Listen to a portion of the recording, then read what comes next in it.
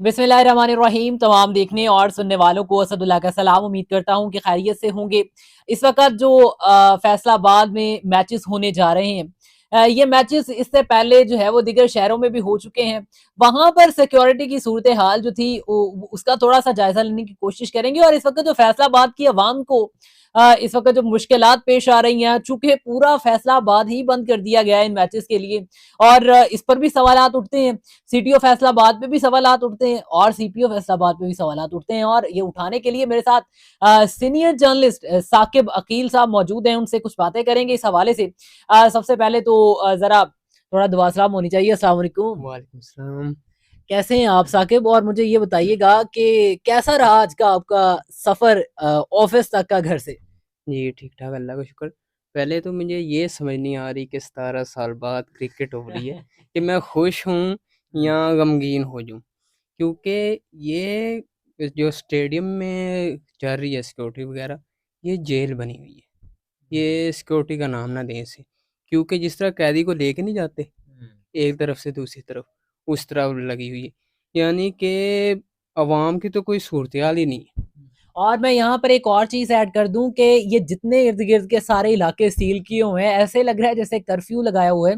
और इसमें बस चलेगी बकायदा तौर पे, और जिसके पास पास होगा वो उस बस में बैठेगा और वो यहाँ से जाएगा। यानी कि जितने भी ऑफिसेज हैं यहाँ पे, चाहे वो किसी भी ब्रांच वाले का है, चाहे वो किसी भी मीडिया वाले का है, चाहे वो किसी भी चीज के रिलेटेड है, वो बंद होगा और उसके लिए पासिस जारी किए जाएंगे। वो जरा मुझे पासिस की सूरत हाल जो आप बैक बता रहे थे वो मुझे बताइएगा कि आपने जब पासिस दिखाए अपने, तो आपके साथ क्या सूरत हाल बनी? उसकी कोई वैल्यू नहीं है पासिस वगैरह की। हमने हालांकि उसके पासिस के अलावा खुद मिन्नतें भी की हैं इनकी। इनका लहजा इतना सख्त है कि आप सोच नहीं सकते। एक तो वो ना कि खड़े हैं चले सिक्योरिटी के लिए, हमारे लिए, हमें भी पता है कि हमारे लिए खड़े हैं, लेकिन ये हमारे लिए खड़े नहीं। हम इनसे बात करें तो पीछे से ही हाथ आ जाता है, ओए किधर, इधर हो। ये थोड़ा-सा बंदे में नरमी आए, ज़ुबान में मिठास लाएँ अपनी, कि हमें भी पता चले कि हमारे मुहाफ़िज़ खड़े हुए हैं।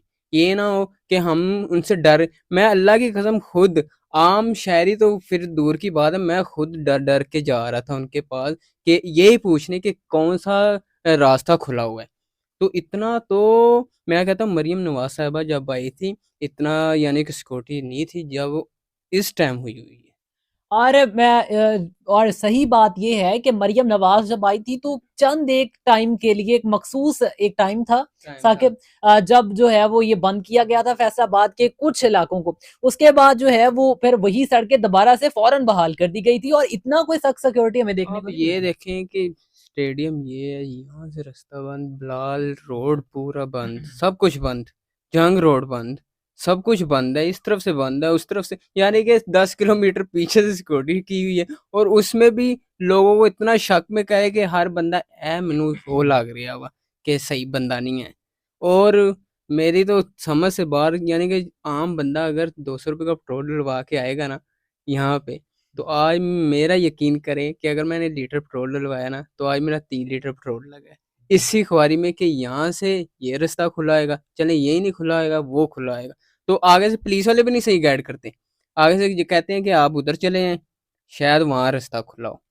उधर से आगे जाएँ, ਉੱਥੋਂ ਚੱਲ ਜਾਓ ਤੁਸੀਂ, शायद डीएसपी ਉਹਨਾਂ ਨਾਲ ਗੱਲ ਕਰ ਲਓ, ਉਹਨਾਂ ਦੇ ਨਾਲ ਕਰ ਲਓ, ਉਹ ਤੁਹਾਨੂੰ ਗੁਜ਼ਾਰ लें। मेरी तो समझ से बाहर है, आज इतना मैं ख्वार हूँ ज़ाती, आम आवाम का क्या सूरत-हाल होगी। और मैं यहाँ पे एक बात और ऐड करना चाहता हूँ कि मेरे एक मीडिया कॉलीग हैं, उन्होंने मुझे फ़ोन करके बताया कि मैं यहाँ पे एक एज़ ड्राइव करना चाह रहा था और डीएसपी की ज़ुबान ये थी कि वो गंदी और नंगी गालियाँ दे रहा था।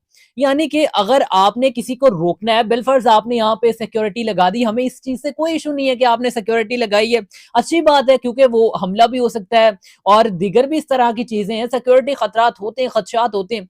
लेकिन इस तरह से मीडिया वालों को गालियां देना, या उसके साथ साथ आप आम आवाम को जो है वो धक्के मार रहे हैं, गालियां दे रहे हैं और गिरेबान से पकड़ रहे हैं, या फिर आप जो है वो सही रास्ता नहीं बता रहे, कि ऐसी चीजों पे सवालिया निशान नहीं उठना चाहिए।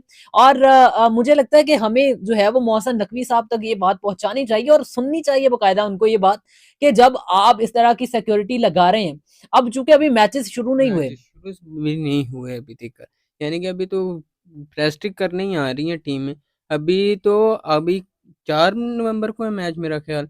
तो 4 नवंबर को मैच है अभी तक, तो अभी से इतनी सख्ती है, जब स्टेडियम में टीमें उतरेंगी तो तब क्या सूरत-हाल होगी। हालाँकि यहाँ से एम्बुलेंस भी नहीं गुज़र सकती। इस आप सुन जान सकते हैं कि एक एम्बुलेंस जो है जिसमें एक इमरजेंसी मरीज को ले जाया जाता है एक जगह से दूसरी जगह, घर से अस्पताल, वो भी नहीं गुजर सकती, तो आप आगे अंदाजा लगा ले कि यहाँ से कोई परिंदा भी पर मार सकता है। यानी कि मैं पर्सनली इस चीज के हक में हूं कि सिक्योरिटी होनी सिक्योरिटी चाहिए। बिल्कुल होनी चाहिए, अच्छे इक़दामात में रह के होनी चाहिए। ये नहीं है कि आप आवाम को तंग करें, सीधे साफ ये बात है कि आवाम तंग ना हो, जिस तरह मर्ज़ी की चेकिंग करें आवाम के साथ, आवाम भी आपके साथ ताउन करेगी। लेकिन जब आप आवाम के साथ गाली-गलौच, बदमाशी पे उतरेंगे, फिर आवाम तो ये नहीं सहेगी। बिल्कुल ऐसे वैसे भी जो हमारा कल्चर है इस वक़्त, जो पुलिस का कल्चर बन चुका है, बदकिस्मती से जो हर काली भेड़ तो नहीं मौजूद, लेकिन चंद एक जो काली भेड़ें हैं ना पुलिस में, उसकी वजह से नाम बदनाम सबकी हुआ। सबकी भी नहीं बात कर सकते हम, बहुत अच्छे एसएचओ हैं, पुलिस वाले बहुत अच्छे हैं, लेकिन कुछ होते हैं हर फील्ड में होते हैं, हमारी फील्ड में भी होंगे साफियों की, दूसरी फील्ड में भी होते हैं, तो लेकिन उनको अगर आप सुधारने पे आए तो आप क्या कुछ नहीं कर सकते, मेरा ये कहना। तो अब आप मुझे साकिब फाइनली ये बताइएगा कि ऐसी क्या इक़दामात होने चाहिए और बाकायदा तौर पे ऐसा क्या नज़्म-ओ-ज़ब्त होना चाहिए, जो कि इस वक़्त यहाँ पर देखने की ज़रूरत है, और उसके साथ-साथ मुझे ये बताइएगा कि यहाँ की आवाम के लिए क्या मैसेज है?